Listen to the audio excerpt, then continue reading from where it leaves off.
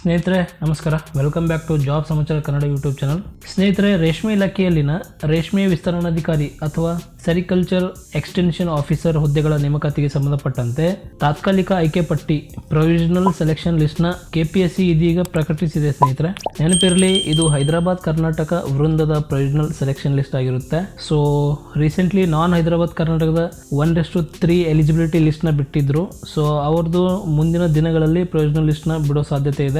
So Hyderabad Karnataka ವೃಂದದಲ್ಲಿ ಒಟ್ಟು 6 ಹುದ್ದೆಗಳಿವೆ ಸ್ನೇಹಿತರೆ. So ಈ 6 ಹುದ್ದೆಗಳಿಗೆ ಕೇವಲ 4 ಅಭ್ಯರ್ಥಿಗಳು ಈ ಲಿಸ್ಟ್ ಅಲ್ಲಿ ಸೆಲೆಕ್ಟ್ ಆಗಿದ್ದಾರೆ. ಸೊ ಸದರಿ ತಾತ್ಕಾಲಿಕ ಆಯ್ಕೆ ಪಟ್ಟಿಯ ಬಗ್ಗೆ ಏನಾದರೂ ಆಕ್ಷೇಪಣೆಗಳಿದ್ದಲ್ಲಿ ಆಯ್ಕೆ ಪಟ್ಟಿ ಪ್ರಕಟಿಸಿದ ದಿನಾಂಕದಿಂದ 7 ದಿನಗಳ ಒಳಗಾಗಿ ಕಾರ್ಯದರ್ಶಿ, ಕರ್ನಾಟಕ ಲೋಕಸೇವಾ ಆಯೋಗ, ಉದ್ಯೋಗ ಸೌಧ, ಬೆಂಗಳೂರು 560001 ಇವರಿಗೆ ಲಿಖಿತವಾಗಿ ಆಕ್ಷೇಪಣೆಗಳನ್ನ ಸಲ್ಲಿಸಬಹುದಾಗಿದೆ. ಸೊ ಏನಾದರೂ ಅಬ್ಜೆಕ್ಷನ್ ಇದ್ರೆ ವಿತಿನ್ 7 ಡೇಸ್ ಒಳಗಡೆ ನೀವು ಲಿಖಿತವಾಗಿ ಅಬ್ಜೆಕ್ಷನ್ ಸಲ್ಲಿಸಬಹುದು ಅಂತ ಹೇಳ್ತಾ ಇದ್ದಾರೆ. ಸೊ ಇಲ್ಲಿ ನೀವು ನೋಡಬಹುದು ಸ್ನೇಹಿತರೆ, ಯಾರೆಲ್ಲ ಸೆಲೆಕ್ಟ್ ಆಗಿದ್ದಾರೆ ಅಂತ. ಸೊ ಲಾಸ್ಟ್ ಅಲ್ಲಿ ಒಂದು ಟಿಪ್ಪಣಿನ ಕೊಟ್ಟಿದ್ದಾರೆ.